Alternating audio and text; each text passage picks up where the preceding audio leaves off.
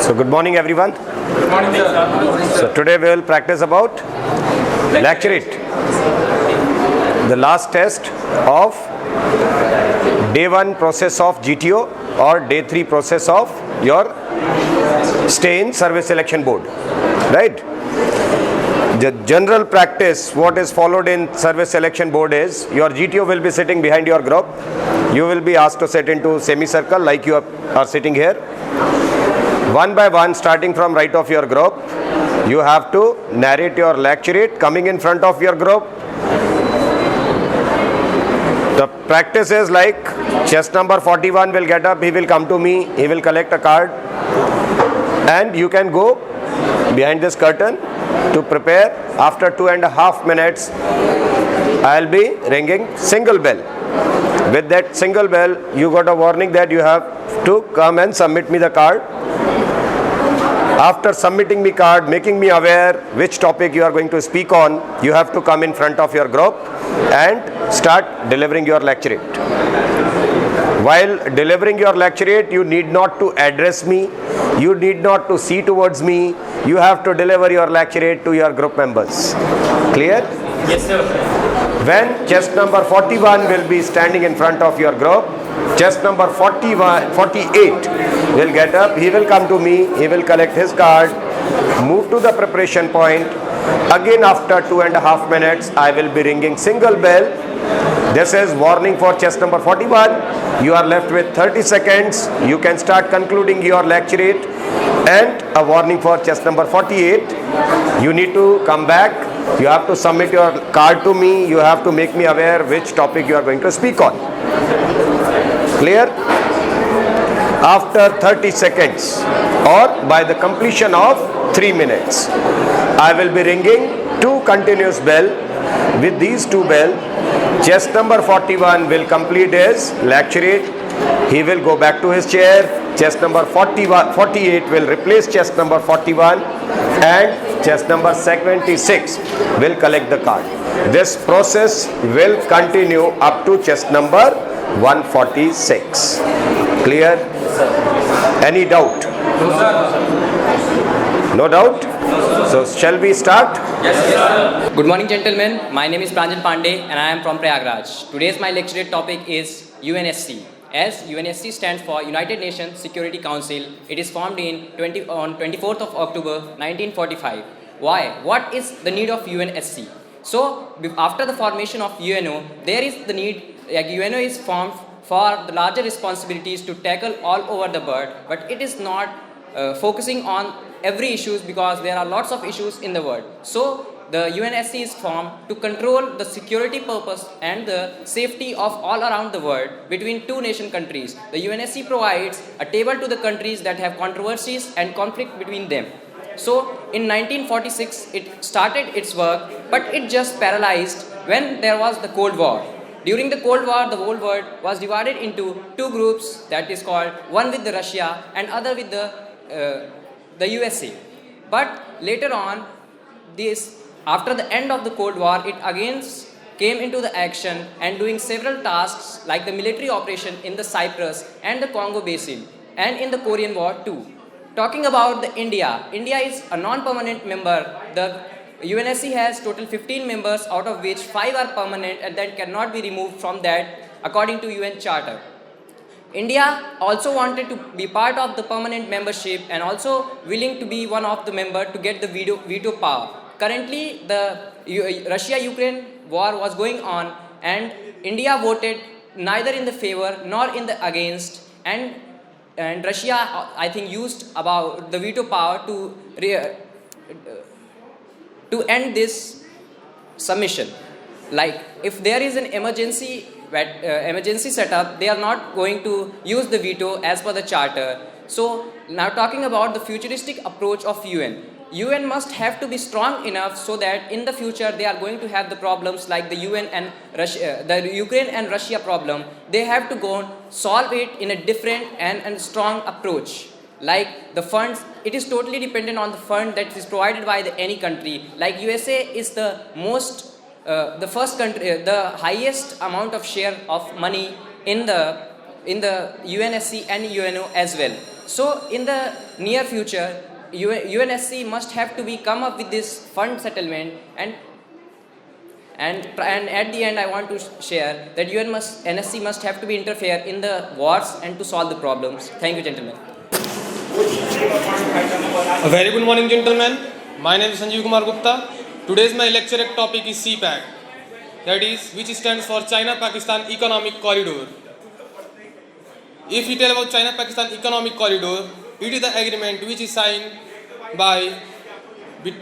between two countries, China and Pakistan, which is a massive multi-purpose bilateral agreement. It is signed between the President of China, Xi Jinping, and the former Prime Minister of Pakistan, that is Nawaz Sharif. The cost up to which CPEC occurred at time when it was signed, that is on 20th April 2015, it was $46 billion. But with the passage of time, in 2020, that is 2020, it increased up to $62 billion. The motto or the aim of this project, that is CPEC, is to make an infrastructural development in Pakistan and modernize the rail, road and energy transformation in Pakistan. The main motto is also to create a deep connection between the deep seaport of Gwadar and Karachi of Pakistan with the Xinjiang province. Gentlemen, I want to recall you that Xinjiang province is that part of China which shares international boundary with 7 countries. And one of important countries is that Pakistan, India, Russia, Kyrgyzstan, etc. Gentlemen, I want to tell you that Xinjiang province is that province from which our past Silk Road also has been passed away. And when I talked about the socio-economic factor which is affected by this CPEC project to India is, since it is being passed from our land, that is POK, that is Pakistan occupied Kashmir, and when we tell that if any nation does economic investment at any place, then it is very threatened for us that we cannot take further and it will be very hazardous to us. And when we see economically, then just above the CPEC, that is China-Pakistan Economic Corridor, there is Iran, and Iran has most of its percentage composition for the exportation of oil, that is 35%. And if we see in future, it will chop our exports or imports of coal or oil. I want to conclude that it has also been seen as the Marshall Plan after World War, which was imposed by USA and European countries by giving economic supports and to sustain the democratic policies in their own countries. Thank you. Good morning, gentlemen. My name is Danish Veer Sidhu, and today I will be giving my lecturate on DRDO. As we all are aware, DRDO has played an immense role in our development in the defense sector. DRDO was first established in 1958 in India. DRDO's accomplishments have been unmanly and very, very great. As we have seen, it has worked in various fields in India. May it be missiles, ballistic missiles, for example, our Agni, Prithvi, Akash, and anti-tank missiles such as Nag. DRDO has always made amazing increases and enhancements to our military bases. DRDO current chief is Dr. G. Satish Reddy, and he is currently working on various COVID reforms as well. DRDO has played great role in our COVID problems as well. There were thousands of beds installed in different cities by DRDO, and currently 300 more beds are still on their way to be established in different cities. DRDO is Defense Research and Development Organizations. As we have seen, DRDO's recent accomplishments in various missions have been really flamboyant. They have never disappointed the country's defensive powers. The current budget for DRDO is $1.15 billion. DRDO's missions and ballistic missiles are very great, and one of the greatest current affairs, as you would have known, is BrahMos missile that just took place in our Indian Navy exercise recently. The BrahMos has accomplished very great accomplishments such as Mach 3.2 speed, which is a very fast speed as for not hypersonic but supersonic speeds in missiles. DRDO's tank and different UAV missions have also been very great. Currently, DRDO is working with Tata on making anti-tanks and cannons, and DRDO's current accomplishments have been very amazing. DRDO has been working for the country for a very, very long time. It has also worked on different missions with the ISRO, which was established in 1969, and the current head of ISRO is S. Rajnath. And we have seen various accomplishments by DRDO in various fields such as floods and other natural calamities that have happened in the country. I would like to conclude by saying that DRDO has shown amazing feats in every single mission that it has taken up, and I hope that our country can keep going higher and higher with their expectations for DRDO. Thank you. Good morning, friends. A famous sage, करत करत अभ्यास के जन्मत हो सुजान, रसिया आवत जात है सिर पर पड़त निशान. Today my lecturette topic is Russia-Ukraine conflict. When we are going to talking about Russia-Ukraine conflict, then first of all we should know some past fact about Russia and Ukraine. As we all know that Russia and Ukraine both had a part of USSR, and at the time period of 1991, when USSR got disintegrated in 15 parts, in which Russia has larger part. And when we are talking about at the time period of 2014, when Russia attacked on Crimea, which is a part of Ukraine, take all over the Crimea and capture the Crimea. And at that time, Ukraine is continuously working to enhance its trade relation, foreign policy, and also wants to join NATO and European Union. But it is very threatened for Russia, because as we all know that USA is also a dominating country, and in 80 countries, it has 815 military bases. And it may be possibility if Ukraine join NATO, then NATO is totally influenced by USA, and it may be possibility USA represent its military bases in Ukraine, and in future USA attack on Russia. Then this is the main reason to conflict between Russia and Ukraine. But when we are talking about at present time, and especially when we are talking about India, then India should actively participate in this matter. And as we all know that our trade relation with USA is approximately $113.398 billion, and also our trade relation and international relation as well as foreign policy with Russia is good. If India actively participate in this matter, then it may be possibility India will resolve the problem. And this is the good initiative taken by India, because after solving this problem, India will represent its image on worldwide. And at that time, if India represent its image on at the worldwide, then it is good initiative taken by India. According to my opinion, India should also enhance their economy, trade relation, defense sector as well as foreign policy, because in future if any country wants to attack on India, and also if India actively participate in this matter, then it may be possibility India may be a non-aligned NATO member.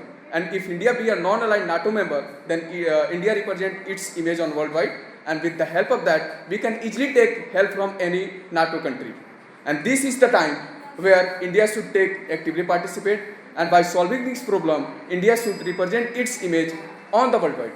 Now I'm going to conclude with, if you are talking about Indian aspects, then India should actively participate and also try to solve the problem with the help of dialogues, treaty, and if it happen, then it may be possibility that India reduce the condition of World War III. Chalo, good. So many of you performed really good.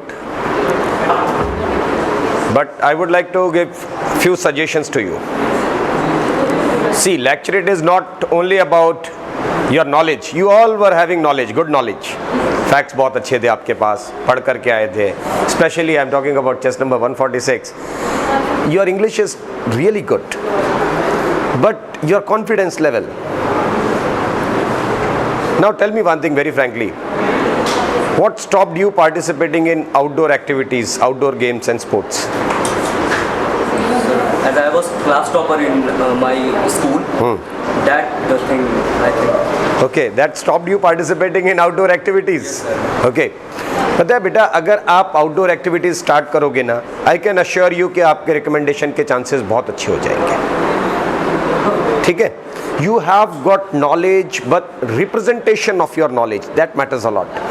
So lecturette is all about your communication skill, your ability of public speaking. Right? So like you would have noticed one thing, chest number 183, how comfortable he was.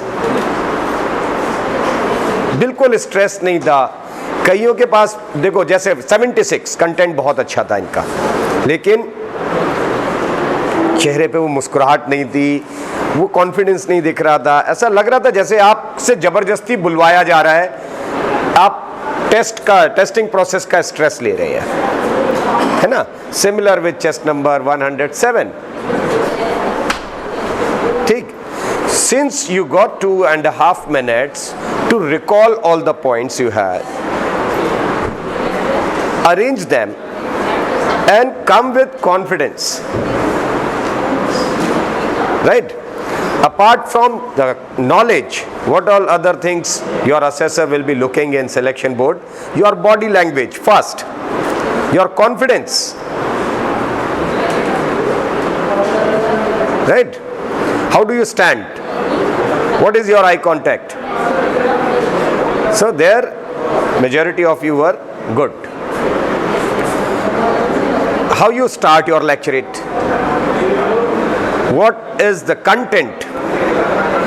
How updated your content is? How do you correlate it? And how you conclude your lecturette? Clear? So if though you all are having potential, I don't say कि I am not